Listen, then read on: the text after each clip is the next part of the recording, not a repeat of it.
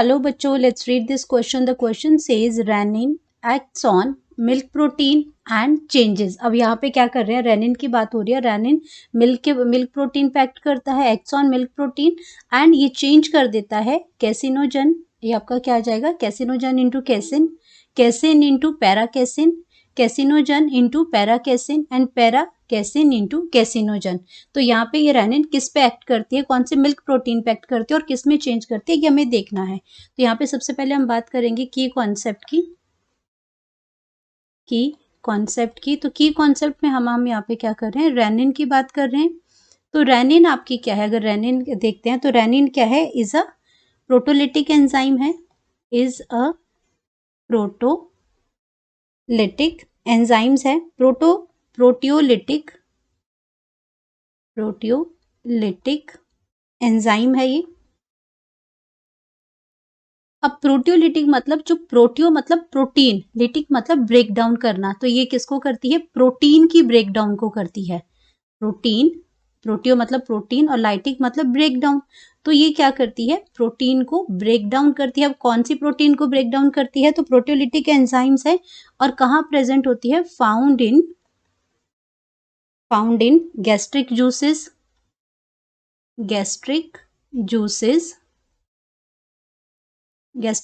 Of infants. तो gastric juices मतलब stomach के अंदर जो जूसेस प्रेजेंट होते हैं उसके अंदर ये प्रेजेंट होती है इन्फेंट्स में. इन्फेंट्स मतलब जो आपके जो छोटे बच्चे होते हैं उनको हम कहते हैं इन्फेंट्स. तो ये इन्फेंट्स के अंदर प्रेजेंट होती है, इन्फेंट्स.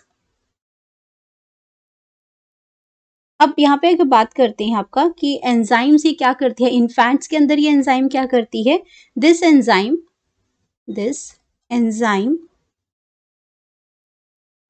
causes coagulation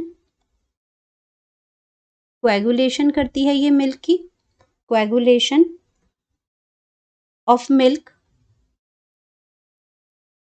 एंड ये इसमें क्या करती है, and it is important in digestion process, और हेल्प करती है, हेल्प इन डाइजेशन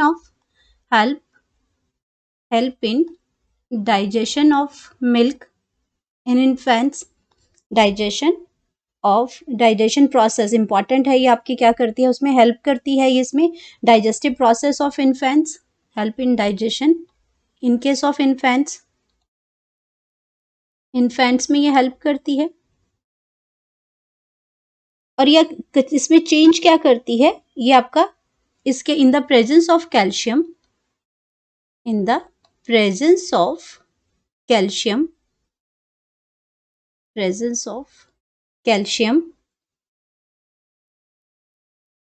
रेनिन जो है वो चेंज कर देती है, रेनिन चेंजेस इरिवर्सिबली. ये रेनिन जो है वो क्या करती है, चेंज करती है, चेंज इरिवर्सिबली मतलब वापस से उसमें चेंज नहीं होता, एक बार ये चेंज कर दिया तो वापस सेम प्रोडक्ट में वापस नहीं आती. तो इरिवर्सिबली हम इसको कह सकते हैं कि इरिवर्सिबली बाय द कैसिन. अब कैसिन को किस में चेंज करती है, जो मिल्क प्रोटीन है हमारी ये कैसिन को चेंज करती है, casein of milk, reversibly the casein of milk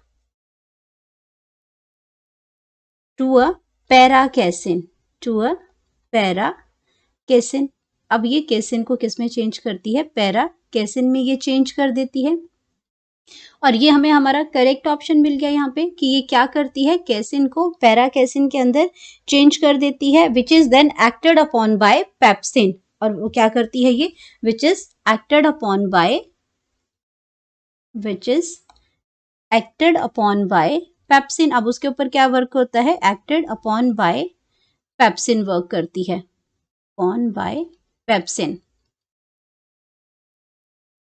अब यहाँ पे अगर पेप्सिन तक का हमारा क्लियर हो गया, अब तो ये हमें आंसर मिल गया कि जो मिल्क प्रोटीन है वो क्या करती है, कैसिन इंटू पैराकैसिन में चेंज करती है. तो ये हमारे पास अगर हम देखें कैसिनोजन टू कैसिन, ये आपका गलत हो जाएगा ऑप्शन. करेक्ट आंसर है कैसिन इंटू पैराकैसिन में ये चेंज करती है जो रेनिन है.